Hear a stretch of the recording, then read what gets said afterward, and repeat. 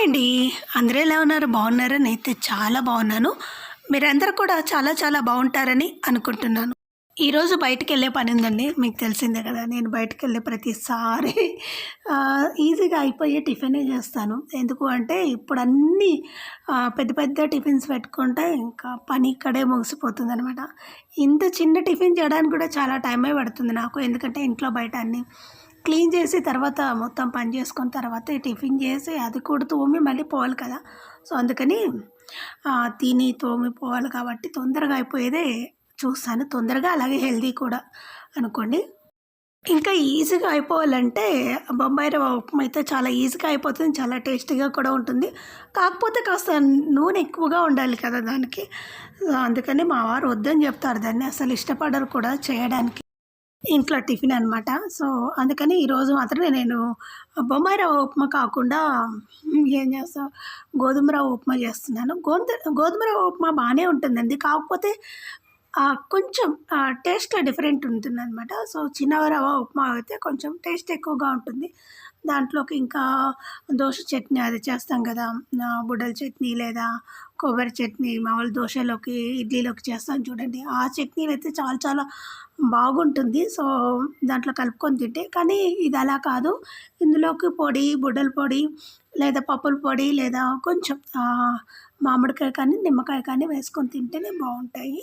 నేను చాలా రకాల వెజిటబుల్స్ వేసి చేస్తాననమాట. ఈ మధ్య కాలంలో అవన్నీ వేయడం తగ్గించేశాను. ఎందుకంటే బయటికెళ్ళి కొనడం తక్కువైందనమాట. ఇంట్లో ఉండే కూరగాయలతో అడ్జస్ట్ అయ్యి ఏం కొంటానులే బయటికెళ్ళి అని అనిపిస్తుంది. సో, దానివల్ల నేను కొనడం తగ్గించి ఒక 2, 3 ఇంట్లో ఉండే వాటితోనే అడ్జస్ట్ చేస్తూ ఉన్నాను. కానీ పచ్చిమిరపకాయలు అయితే బయట కొనాల్సి వస్తుంది. ఎందుకంటే మన ఇంట్లో పండట్లేదు కదా ఈ మధ్య కాలంలో. సో, అందుకని పచ్చిమిరపకాయలు, టమాటాలు కూడా బయటనే కొనాలండి. ఇంకా ఉల్లిపాయలు కూడా బయటే కొన్నాను. కాస్త టిఫిన్ చేసి ఫ్రెష్ అయిన తర్వాత నేను నా పెద్ద కూతురు బయటికెళ్తున్నామండి. బయటకంటే ఎక్కడికో కాదు, మా మహాను హాస్టల్లో వదిలిపెట్టడానికి వెళ్తున్నా అనమాట. సో, చిన్నమ్మాయిన మొన్ననే వదిలేసి వచ్చాము సండే రోజు. సో, ఈమెనేమో కొంచెం లేట్ అయిందనమాట. సో, లేటుగా వెళ్తుంది. అసలు పంపించాలని అనుకోలేదు. కాకపోతే ఇంకా చదువుకోవాలి కదా! ఇంకా మిగతా పనులు కూడా ఉంటాయి కదా! సో, దానివల్ల వదిలాల్సి వచ్చింది. ఒక్కొక్కరుగా అందరు హాస్టల్కి వెళ్ళిపోతూ ఉన్నారనమాట. చిన్న పాప అయితే ఫస్ట్ టైం ఇప్పుడు హాస్టల్కి వెళ్ళడం. ఎలా ఉంటుందో ఏమన్నా కొంచెం బెంగ ఉంటుంది. సో, ఉండలేదు నాకు తెలిసి 100%. కానీ అడ్జస్ట్ అయిపోవాలి కదా అని చెప్తూ ఉంటానన్నమాట. కొంచెం వీళ్ళని వదిలిపెడుతుంటే బాధగానే ఉంటుంది లోపల. ఇంకేం చేస్తాం, వాళ్ళు చదువుకోవాలి కదా! సో, మన దగ్గరే మన కళ్ళ ముందే ఉంటే వాళ్ళు ఎదగలేరు. సో, అది మంచిది కూడా కాదండి. ఎందుకంటే వాళ్ళు ఎదగాలి, వాళ్ళ కాళ్ళపైన వాళ్ళు నిలబడాలన్న ఉద్దేశంతోనే నేను ఇలా హాస్టల్లో పెట్టి చదివిస్తున్నాను. రోజు అప్ అండ్ డౌన్ చేయడం అంటే చాలా కష్టం. అది అంత సేఫ్ కూడా కాదు. అది కూడా హైదరాబాద్లో. సో, మేము ఉండేది వచ్చేసి మేము చాలా అంటే సిటీకి కొంచెం దూరంలో ఉంటాము. ఇక్కడ బస్సులు కూడా ఉంటాయి. కాకపోతే కిక్కిరిసి ఉంటాయండి. మామూలు ప్రైవేట్ బస్సులో కూడా పంపించచ్చు. ఎందుకో నాకు అన్సేఫ్గా అనిపిస్తుంది అక్కడ పంపించడము. వద్దులే అనేసి ఇంకా వీళ్ళందరిని హాస్టల్లో పెట్టడం స్టార్ట్ చేశాననమాట. హాస్టల్ లైఫ్ బాగుండదు నాకు కూడా తెలుసు. కానీ బయట తిరిగి ఆ స్ట్రెస్ కంటే హాస్టల్లో ఉండడం బెటర్ అని నా ఫీలింగు. సో, ఫస్ట్ టైం నేను మా మహాన్ని తీసుకొని మెట్రోలో వెళ్తున్నామండి. చాలా లాంగ్ కదా! సో, బస్సెస్కి వెళ్తే ఇంకా వెళ్ళినట్టే మేము. ఇంకా సాయంకాలం వెళ్తామో ఏమో, అంత ట్రాఫిక్ ఉంటుంది. ఆ ఫుల్ ట్రాఫిక్ భయపడి నేను మెట్రో ఎంచుకున్నాను. సో, మేమైతే 3, 4 బస్సులు ఎక్కి దిగాలి. అంత దూరంగా ఉంటుంది వీళ్ళ హాస్టల్. సో, దానివల్ల నేను మెట్రో ఎక్కి వెళ్ళాల్సి వచ్చిందండి. మెట్రో టూ మచ్ కాస్ట్ అయినా సరే బాగుంటుంది. ఎందుకంటే చాలా త్వరగా వెళ్తుంది మెట్రో. కాకపోతే ఏంటంటే నిలబడాల్సి వస్తుంది. కొంచెం కూడా స్పేస్ ఉండదు కూర్చోవడానికి. నిలబడాలి. నిలబడినా కూడా పెద్ద శ్రమ ఏమీ అనిపించలేదు. ఎందుకంటే కొంచెం దూరమే కదా! అదే బస్సులో అయితే చాలా డిస్టర్బెన్స్గా ఉంటుంది. సో, ఫ్రీనే కానీ ఫ్రీ అయినా కూడా నాకు వెళ్ళాలనిపించదండి. స్ట్రెస్ వస్తుంది. పైగా నిలబడి గంటలు ప్రయాణం చేయాలంటే అలుపు వచ్చేస్తుంది. అందుకని బస్సులో చాలా తక్కువగా వెళ్తాను. సో, తప్పదు, ఇంకా మనకు బస్ తప్ప వేరే రూట్ లేదు అన్నప్పుడు మాత్రమే బస్సులో వెళ్తాము. లేదనుకోండి ఇలా మెట్రో కానీ లేదా వాకబుల్ డిస్టెన్స్ ఉంటే మాత్రం నడుచుకుంటే వెళ్తాను అనమాట.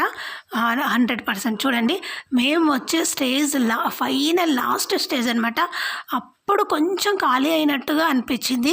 ఫుల్ రష్గా ఉంటారు, నాలాంటి వాళ్ళే ఉంటారు అనుకుంటాను. ఎందుకంటే అక్కడ జర్నీ చేయలేక బస్సెస్లో, సో 100% మెట్రోకి వెళ్ళడమే బెస్ట్ అనమాట. తర్వాత ఈ శారీ వచ్చేసి నేను 10 టు చాలా ఏండ్లే అవుతుందండి. ఒక్కసారి అది దసరా రోజు కట్టుకున్నాను. మా వారు కానీ, ఇంకా మిగతా వాళ్ళు కానీ ఎందుకో నాకు నప్పలేదని చెప్పారు. సో, అప్పటి నుంచి నేను ఈ శారీ అస్సలు నా సెలెక్షన్ బాలేదేమో, ఫస్ట్ టైం నా సెలెక్షన్ ఒకరు బాలేదు అని చెప్పడం. సో, మా వారు కూడా అస్సలు బాలేదన్నారనమాట నేను కట్టుకున్నప్పుడు. ఇంక అప్పటి నుంచి అది మూలకే పడింది. దీనికి ఫాల్ కూడా నేనే కుట్టుకున్నాను. కానీ ఉంటాయి కదా చీర కొంగులు, సో అవి కుట్టియలేదండి. ఇంకా నేను చెప్పాను కదా, నేను పెద్దగా ఇంట్రెస్ట్ చూపను చీరల పైన. కొనుక్కున్నా కూడా కొంచెం చూసి కొంటాననమాట. ఇది బాలేదనేసరికి ఎందుకో అలా మూల పెట్టేశాను. ఏదన్నా డిజైన్ వేసేద్దాం, అప్పుడన్నా నచ్చుతుందేమో అని అనుకొని ఇలా పక్కకు తీసి పెట్టేశాను. ఇన్నేళ్ళ నుండి ఇప్పుడు దీన్ని ఇలా బయటకు తీసి చూడడం జరిగింది. ఏదైనా చేద్దాం, దీన్ని ఎన్ని రోజులు మూలకు పెడదాం, అది మూలకు పెట్టి కాస్త పాడైపోతుందేమో అనిపించింది. ఫ్రాక్ లేదా లెహంగా టైప్లో ఏమైనా కుట్టేద్దామా అని ఐడియా ఉందన్నమాట. దానికోసమే నేను దీనికి డిజైన్ కూడా తయారు చేయాలని అనుకుంటున్నాను.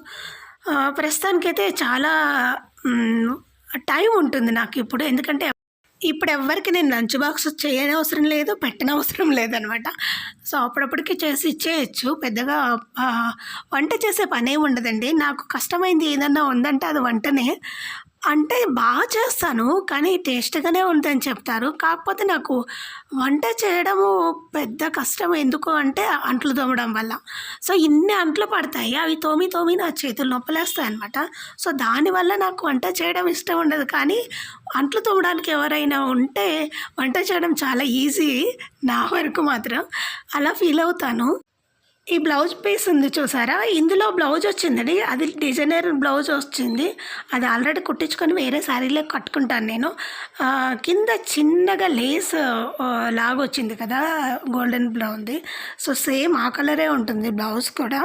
కాకపోతే ఇందాక చూపించినటువంటి గ్రీన్ బ్లౌజ్ వచ్చేసి వేరే వాళ్ళు ఫంక్షన్కి వెళ్తే, పెళ్ళికి వెళ్తే పెట్టినప్పుడు బ్లౌజ్ అనమాట. ఆ బ్లౌజ్ ఒకటే కాదు, ఇంకా చాలా ఇచ్చారనమాట పెళ్ళికి పోయినప్పుడు. దాంతోపాటు ఈ బ్లౌజ్ ఎందుకో దీనికి మ్యాచ్ అవుతుంది అనిపించింది నేను అన్నీ చెక్ చేయక. సో దీంట్లోనే కట్ చేసి పైన ఫ్రాక్ కానీ లేదా లెహంగా కానీ డిజైన్ వేసేసి కుట్టేద్దామా అని అనుకుంటూ ఉన్నాను.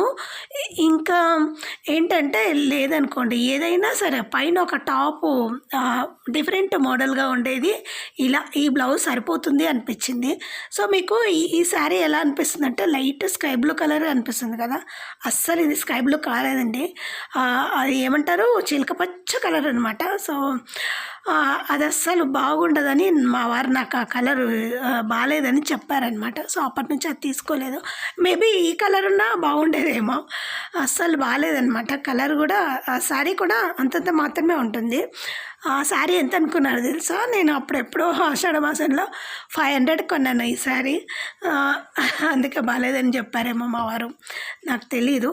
సో అందులోనూ నాకు అస్సలు బాగాలేదు. మా వారు ఒక్కరే కాదు, నేను కట్టుకున్నప్పుడు చాలామంది పండగ రోజు బాగాలేదని చెప్పారనమాట. అప్పటి నుంచి అది తీసి పక్కన పెట్టేశాను. ఈ శారీ పైకి ఈ డిజైన్ వేయాలనుకున్నానండి. ఈ డిజైన్ ఇంకా 2-3 డిజైన్స్ కూడా గీసాను. సో ఫస్ట్ ఇలా వంపులు గీసి, తర్వాత 2 ఆకులు గీసి, మధ్యలో ఒక రౌండ్ గీసాను. ఆ రౌండ్కు ఫ్లవర్ లాగా అనమాట. ఈ లీవ్స్ వచ్చేసి ఇంకొంచెం చేంజ్ చేద్దామా ఏమి అన్నట్టుగా చూస్తున్నాను. ఈ లీవ్స్ వచ్చేసి చాలా పెద్దగా అయినాయి. సో కొంచెం చిన్నగా చేద్దాము, ఇంకొంచెం పక్కన ఇంకేమైనా యాడ్ చేద్దామా లేదా ఇవే బాగున్నాయా అనేది నాకు మీరు కామెంట్ చేసి చెప్పండి. ఇంకొక డిజైన్ గీసానండి, దాంట్లోనే ఇలా ఫ్లవర్స్ పెట్టేశాను. ఇంకొకటి మధ్యలో ఇలా లతలాగా గీసేసాను అనమాట. ఇంకొకటి పక్కన ఆకులు చిన్నగా పెట్టాను. సో ఏది బాగా సూటబుల్ అవుతుంది, వేయడానికి ఏది ఈజీగా ఉంటుంది, వేసిన ఏది బాగా కనిపిస్తుంది అన్న ఉద్దేశంతో అలా గీసాను అనమాట. ఇంకొకటి ఇది ఫస్ట్ డ్రా చేసాలండి ఆ వాటర్ నెట్ కంటే, తర్వాత చేంజ్ చేశాను. ఇది ఒక వచ్చేసి కింద ఇలా గీత గీసి పక్కన ఒక చిన్న ఫ్లవర్, ఇంకొక చిన్న గీత, ఇంకొంచెం చేంజ్ చేద్దామని చూశాను. ఏంటో నాకు ఒకటి కూడా నచ్చలేదు. ఫస్ట్ చూపించాను చూడండి, ఇదే కొంచెం బాగా నచ్చింది. దీన్నే కొంచెం చేంజ్ చేసి ఇంకేమైనా చేయాలా అని చూస్తాను. నేను ఆ వీడియో కూడా తొందరలోనే అప్లోడ్ చేస్తాను, కానీ ఆ చీరంతా వేయడానికి కాస్త టైం పడుతుంది. అంతే అండి వీడియో. మీకు వీడియో నచ్చితే తప్పకుండా లైక్ చేయండి, షేర్ చేయండి, అలాగే సబ్స్క్రైబ్ చేయడం మాత్రం అస్సలు మర్చిపోకండి. అలాగే మీ ఫ్రెండ్స్ అండ్ ఫ్యామిలీ మెంబర్స్ గ్రూప్లో కూడా మన ఛానల్ని షేర్ చేయండి.